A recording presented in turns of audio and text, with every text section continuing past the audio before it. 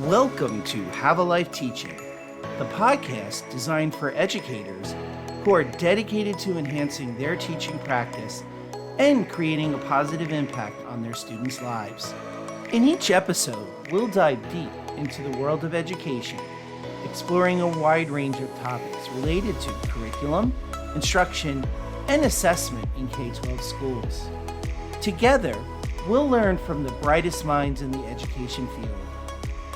So if you're a passionate educator who's ready to take your teaching practice to the next level, join us as we explore the exciting world of education. My name is John Shimbari, signing in and saying, let's have a life teaching. Hello, everyone. Welcome to another episode of the Have a Life Teaching podcast. We're always talking to great educators who are looking to make K-12 education more creative, to really ensure that our students are vested in learning. And today's episode is going to be no different. One area that educators might do well to school themselves in is definitely in the area of project-based learning. I can't tell you as a consultant how many times I go into a school and I still see teachers giving students worksheets to do as the form of engagement and practice.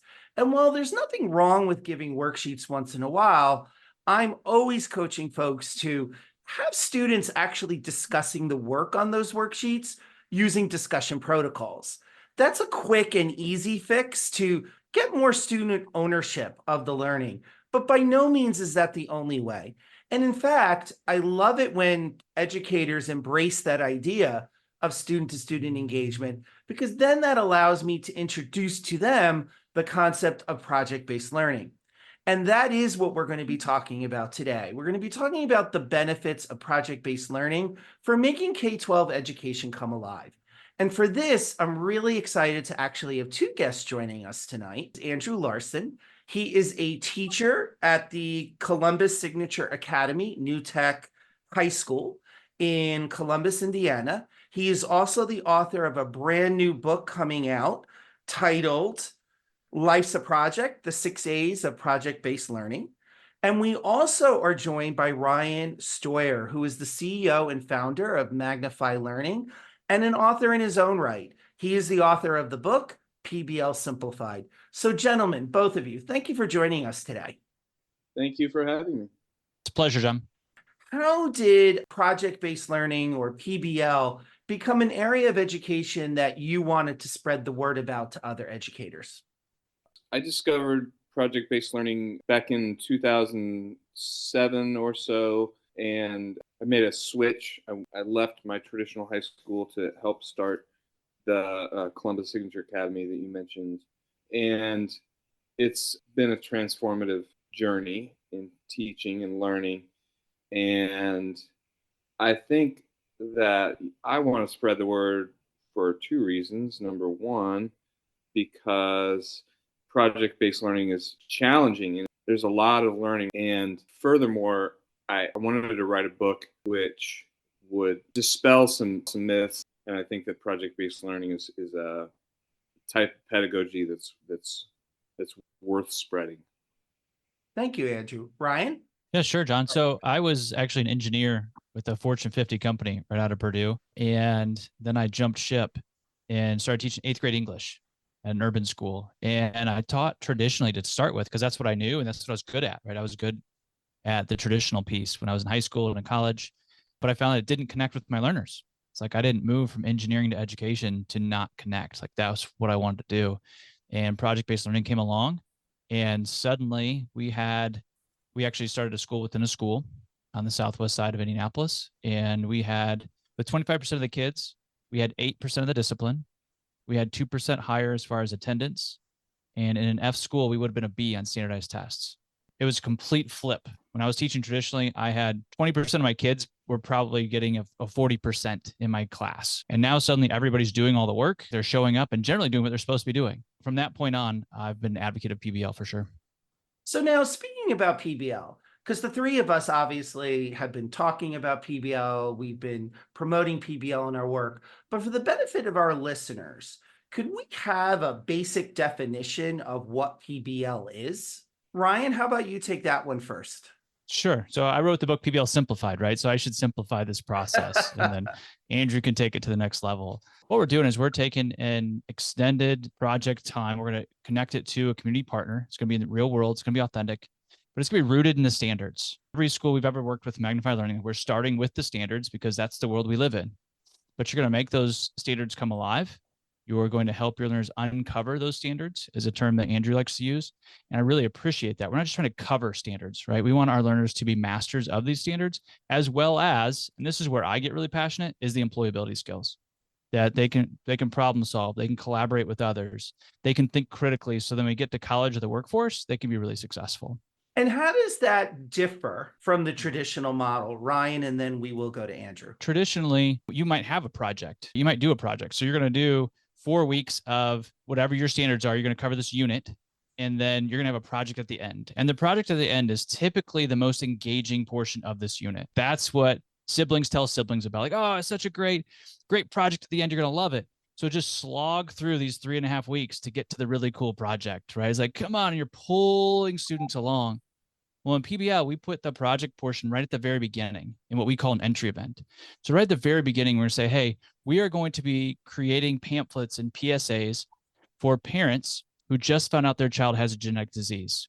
And your work is going to go into actual doctor offices. Are you ready? And learners are like, yes, I am. Like, and this is day one, right? And then somebody say, okay, well, you're going to have to learn the Punnett square. Well, I don't know anything about the Punnett square. Okay, so do you want me to teach you that? Yes, I do. And that's really the flip of PBL is now you have this engaging opportunity that your learners are in fact engaged in, heads are up and they're ready to lean in. And now they want to be taught so that they can solve this problem in the real world.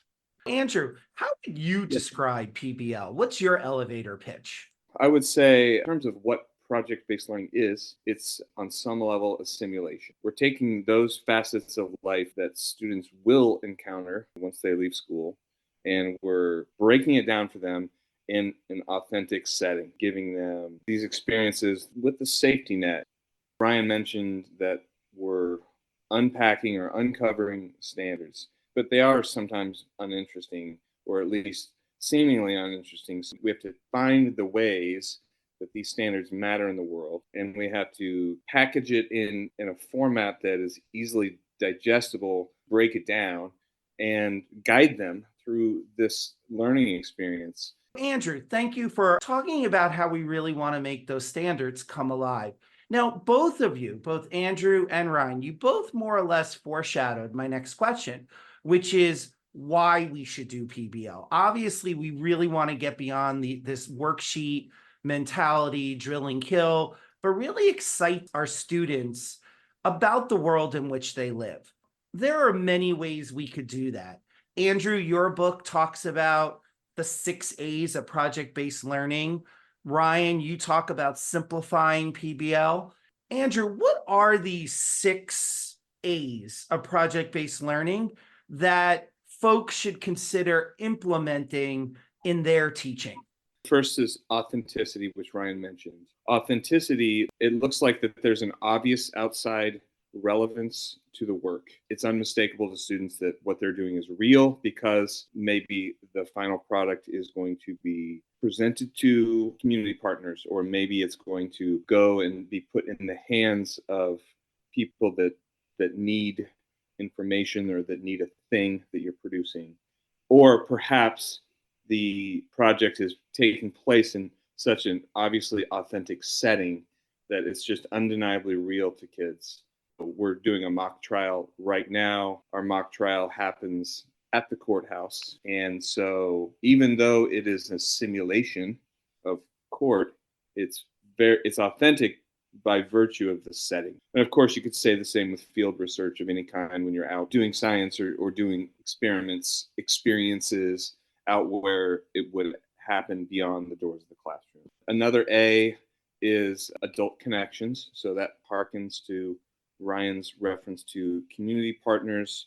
So with our mock trial, we have lawyers that come in weekly to coach our kids on how to conduct a trial. So as we get further into the process, they are really sitting and intensively helping the teams of lawyers prepare their case and prepare their line of questioning. The court leadership team interviews judges through the course of the experience to know how to do it and make sure that they can actually conduct and oversee the proceedings of the court. Community partners, adult connections. Another one is assessment practices, and this is arguably the most difficult aspect of project-based learning, at least upon initial exposure to pedagogy. That even though a lot of group work is happening, a lot of individual assessment and individual accountability to that work is happening in tandem with whatever kind of group assessments occur. A fourth is academic rigor. One of the things that PBL really should brag about is the fact that we go beyond the actual language of the standards. So that is to say that if the standard says students should be able to identify or explain, well, those are important steps towards the application, what I refer to as the transfer of knowledge into a new context. Active exploration, so back to your comment about worksheets, there's a lot of ways to skin a cat, a lot of ways to unpack content. Not to say that we don't ever use worksheets, but really most of our worksheets look and feel a lot different than the preconceived notion. Applied learning is the idea that you're going to take a thing and you're going to, first of all, master the basics of it, and you're going to have a really strong bedrock of content knowledge about a thing. And then you're going to go and apply that to a new context, and you're going to take what's now known to you, what you've internalized, and you're going to go and do something useful with it. I mean, obviously, this is what school is all about. Ryan, Andrew did a really nice job of talking about the 6 A's, the 6 things that should be incorporated within a PBL unit. Is there anything you would add to that, or how would you define what should be in a PBL unit? Great question, John. You want to look at the 6 A's to make sure that you're utilizing project-based learning at a high level. As your audience is maybe starting to dip their toe in the waters and say, hey, what is this PBL thing? I've actually got a free download they can go get. If they go to whatispbl.com, that's whatispbl.com, whether they're an administrator or a teacher, they've got free resources right away. They're going to give you, a basic definition.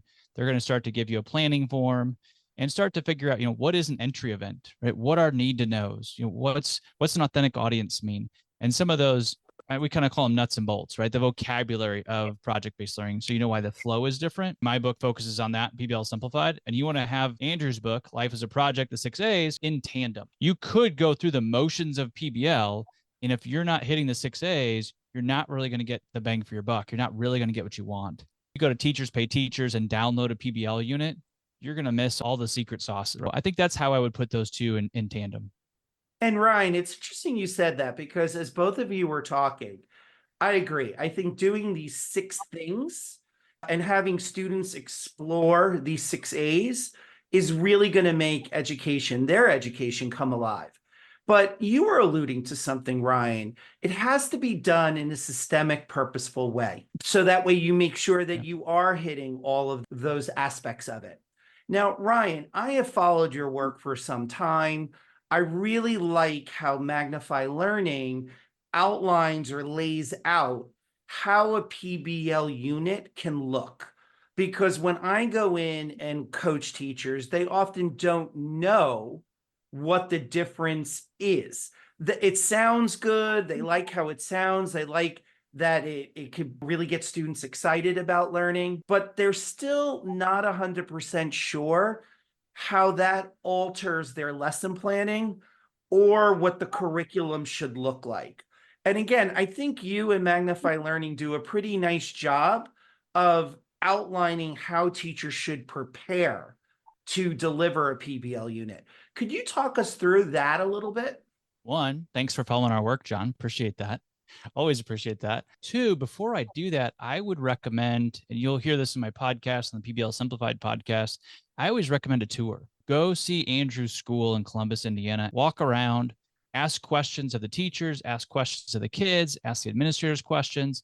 Like, how did you get started? How did you do this? And sometimes that's the missing link. If you just get the resources, you say, okay, like you said, John, what does it look like now? So I encourage teams of school teachers, of administrators, go take a look and go ask questions from the people that are doing it. Once you get there, again, we've got we try to put a lot of free pieces out there for people. We've got a free download called PBL versus a project.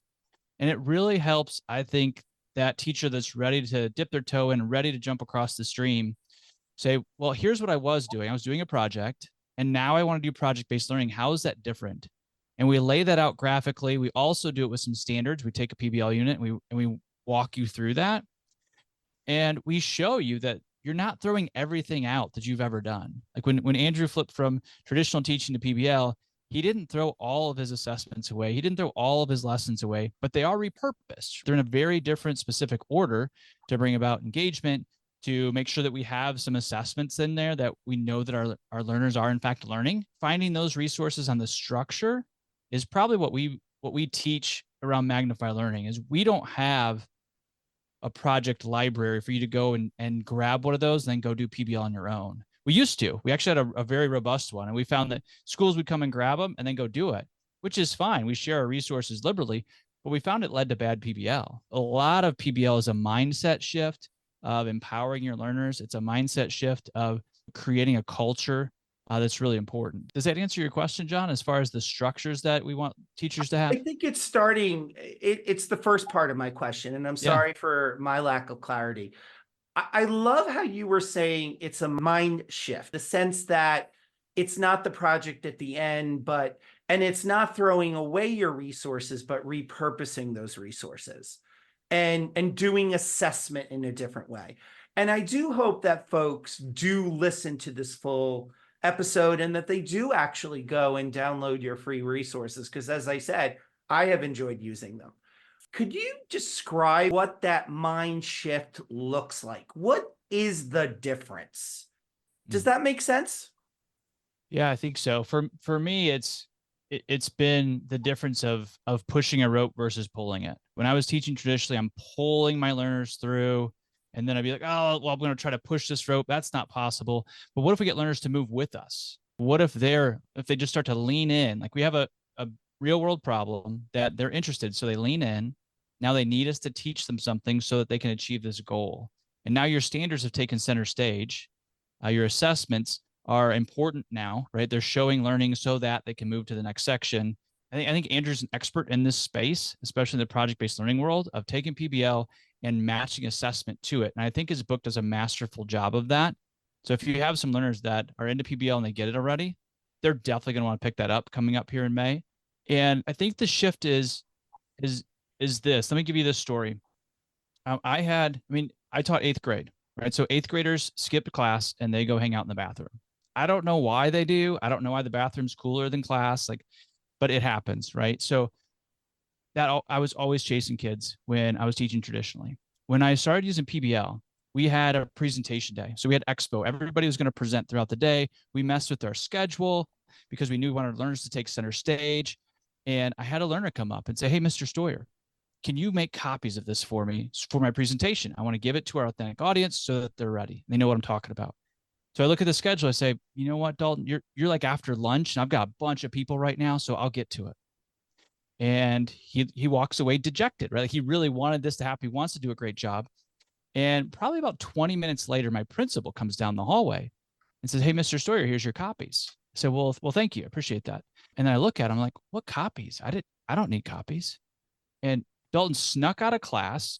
He went to my boss's boss to get copies so he could do well on his presentation. I had never had a student do that, right? So he's again snuck out of class. Why? Not to go hang out, not to miss class, not to get out of instruction, but so he could do really well on his public presentation. For me, that's the shift. So obviously I called Dalton, like, hey, Dalton, you can't skip class. Like, that's not cool. And then like a side pound when nobody's looking. Nice work, man. Like that's taking the bull by the horn and making it happen. So it's empowering our learners. They're not going to do it perfect, but knowing that that's the right path and knowing that I've got to get over myself as a teacher in some ways, because it's not about how great I teach a lesson. It's about how well that lesson is soaked in by the learner. How well are they learning, not how great I'm teaching. So what you were saying, Ryan, about assessment and building assessment into the unit.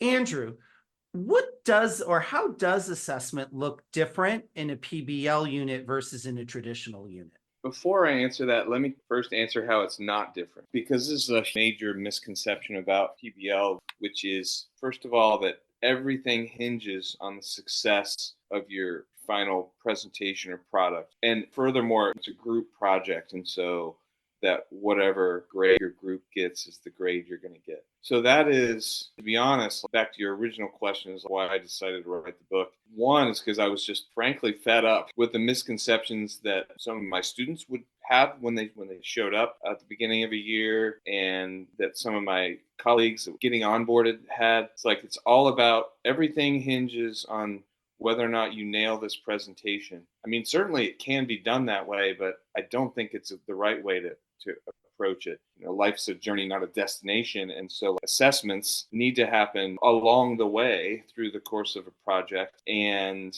kids have to be held individually accountable. We do have group assessment. That does happen. We use a system of weighted grades based on categories. And so it's content, which is 60%, and then it's oral communication is 10%, written communication 10%, agency 10%, and collaboration is 10%. So everything is purposeful, because we have to really think about what is it that we need to assess in this instance. What do we want to see proof of learning about? Purposeful assessment is such a universally important thing, whether you're doing PBL or not, but I think it's more important. When we have presentation days, we know how it's going to play out. I mean, there's going to be some that are just absolutely stellar. There's going to be some that are pretty good, and there's going to be some that are really quite poor. It's never a surprise. Like, we kind of know what to expect in that respect.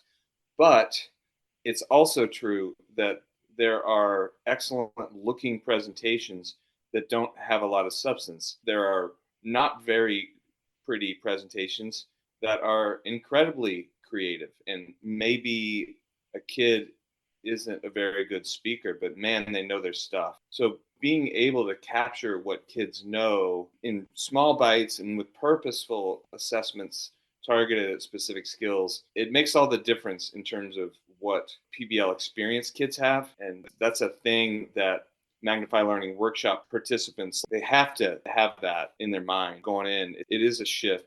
And if I could bring it back to something you were both saying, actually specifically Andrew. Andrew, you were saying that it's assessment along the way towards the presentation. Can either of you give me an example of a PBL unit? What might the assessments look like along the way? Is it about them learning specific skills to produce the presentation? Or is it about learning particular content that then will be in the culminating presentation? Because one thing I really like about Magnify Learning is that, and about PBL, is that the whole unit is the project. Again, it's not the project at the end, but how students are building content skills and life skills to present at the end. Presentation is more or less, if I'm understanding correctly, a synthesis of what they've already learned along the way. What would, say, assessment 1 look like, assessment 2, assessment 3, that gets them to that ultimate presentation?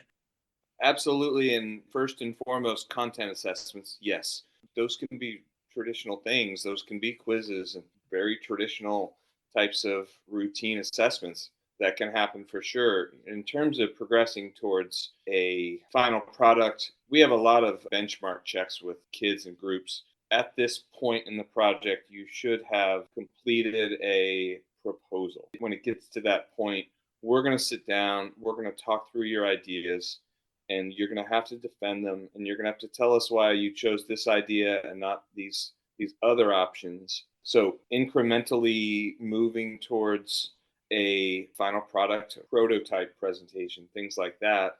Content is king, but those process tasks along the way are absolutely opportunities to assess various collaboration skills, communication skills. Ryan, Andrew foreshadowed what I'm about to ask, which is some of the things that happen or that are associated with PBL that people push back on. He was bringing up the idea of grading.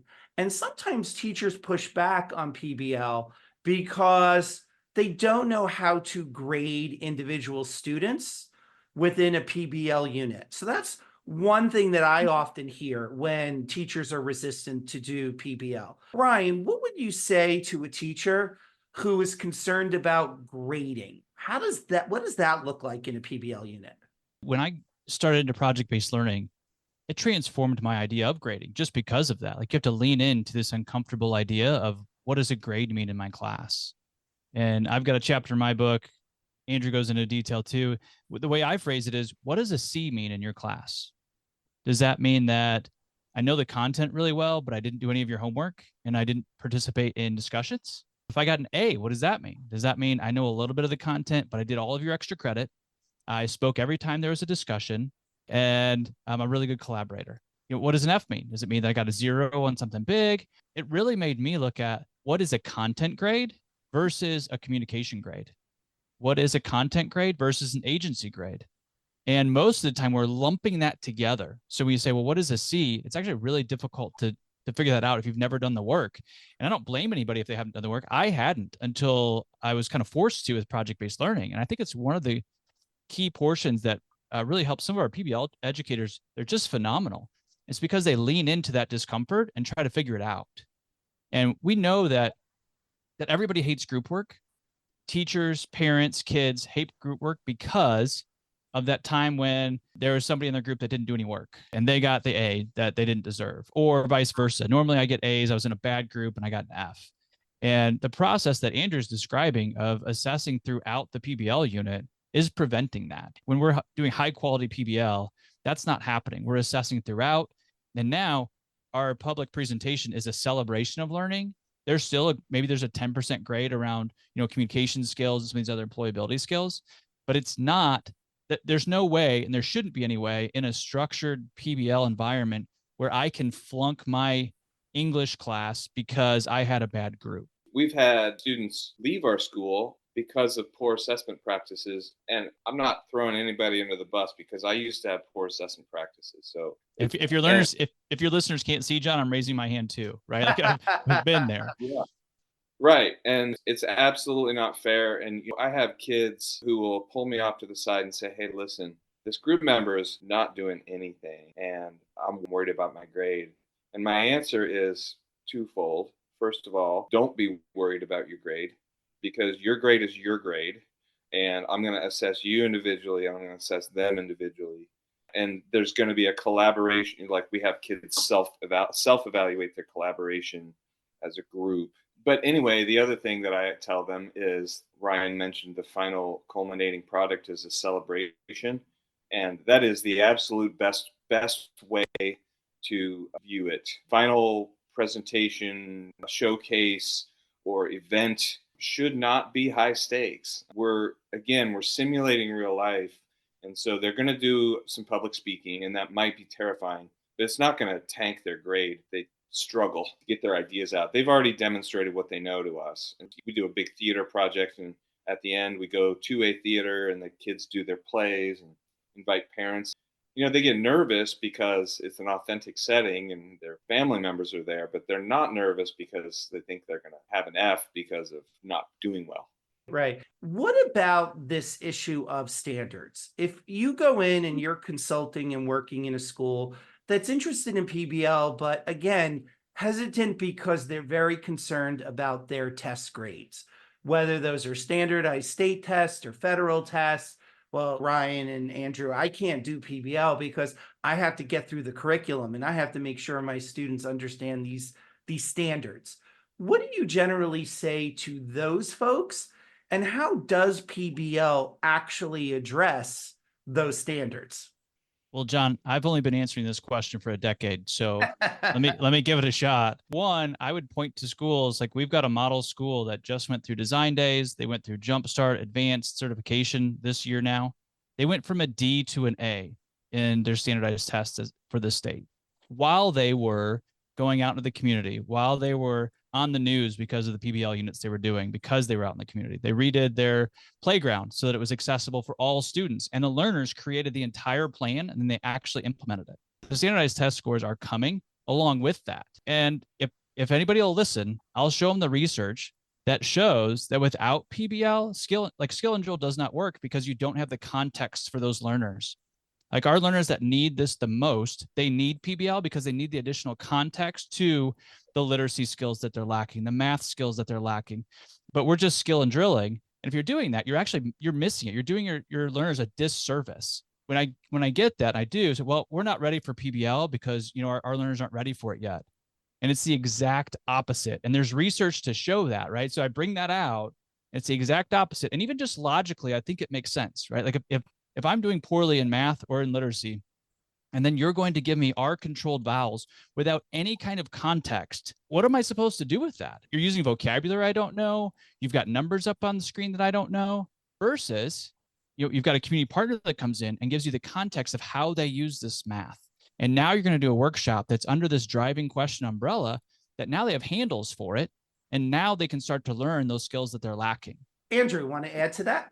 It's entirely possible for someone to do a project which is great, wonderful, engaging, that does not adequately address standards, either because there weren't enough standards or because there were way too many. Your project has to be driven by an appropriate number of standards. The rule of thumb that I tell anybody who will listen is just whatever your normal duration of a unit is, then that's how long your project should be. If you can confidently teach 6 standards in 4 weeks, then that's how long your project should be. There is some extra time for process stuff, but it's not that much. You might need an extra 2 or 3 days to do the things that you want to do, but that's how you budget time. Are there any other things that folks tell you when they're trying to justify not doing PBL? And how do you respond to that? I mean, there are plenty of people who have really, I think, misplaced anxiety about the community partner aspect of PBL. They're afraid to make the phone calls, the cold calls, or send the emails. It's a bit of extra time, but they have some inhibition about that. And I don't get it, frankly. I mean, it's just like, what's the worst that can happen? We get turned down plenty, but that's a thing. And I know that some communities don't have the breadth of resources that we do in Columbus, but there are so many good creative ways to bring outsiders into your room. They don't have to be business people. They just need to have some real world experience that you don't have. For whatever reason, people are inhibited by that at first. And I think they warm up to it. They just have to have some success and see how it impacts kids. I did do an episode earlier on in the season about bringing in guest speakers and how to do that effectively. Definite correlation and tie in there.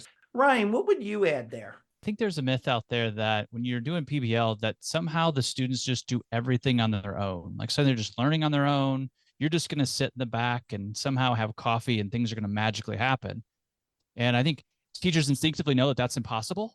So then they go, well, wait a minute, I'm not going into that. That's crazy. We're not advocating for that. Like anybody that's really using project-based learning at a high level, no one's advocating for that. Yes, student-centered. And I keep pointing Andrew's book. We publish it because we're really excited about it.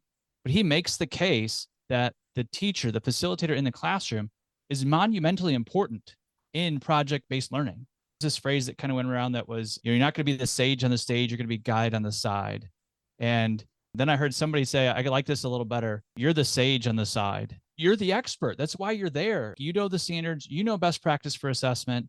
And yes, you're going to empower your learners, but you are the facilitator of that classroom and you are in charge.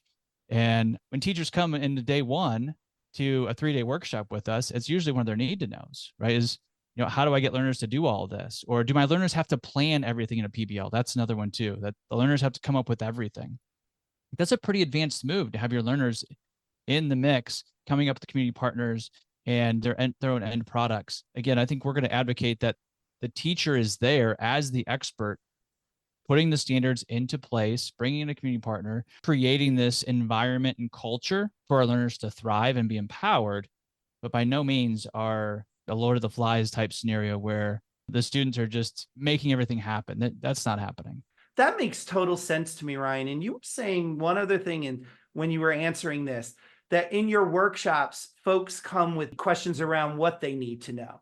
I wasn't thinking of asking this, but since you brought it up, what are some of the other needs to know that teachers tend to come to you with?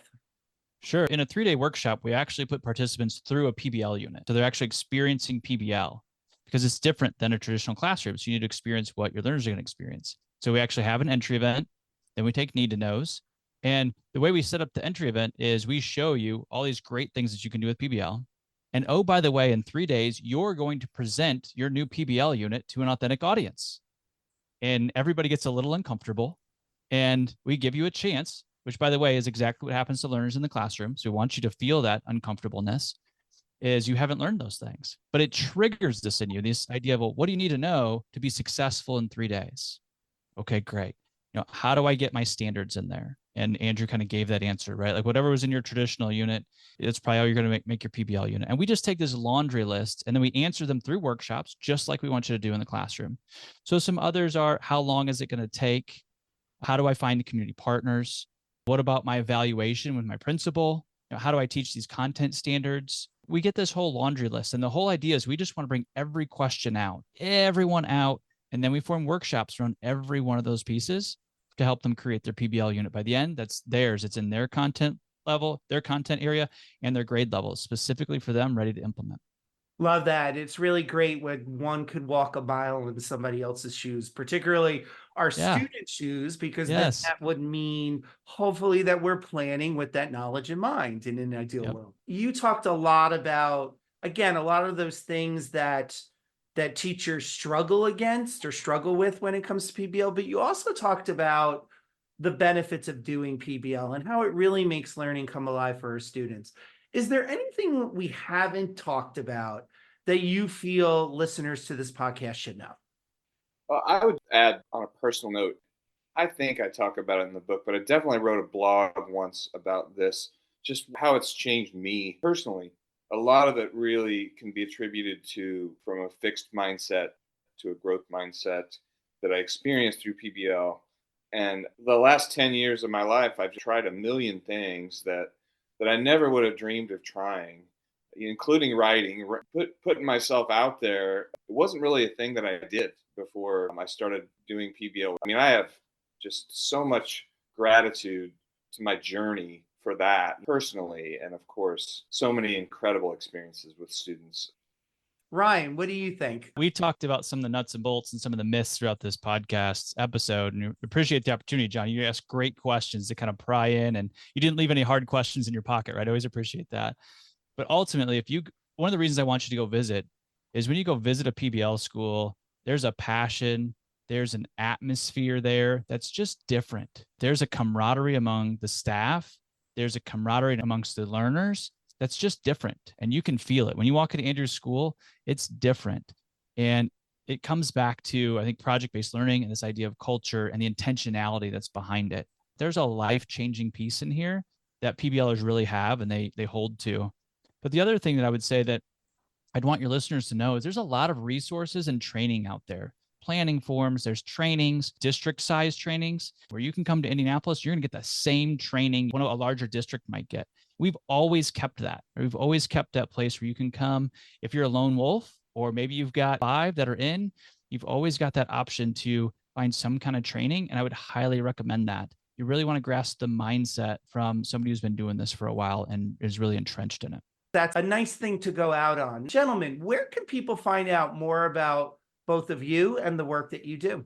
If you go to PBL Press, pblpress.com, you can get on the wait list or the pre-order list for Andrew's book coming out, Life's a Project. And it's written in first person. You're in life with Andrew and you're in the classroom with him while you're going through, I would say, some pretty high level ideas around those 6 A's.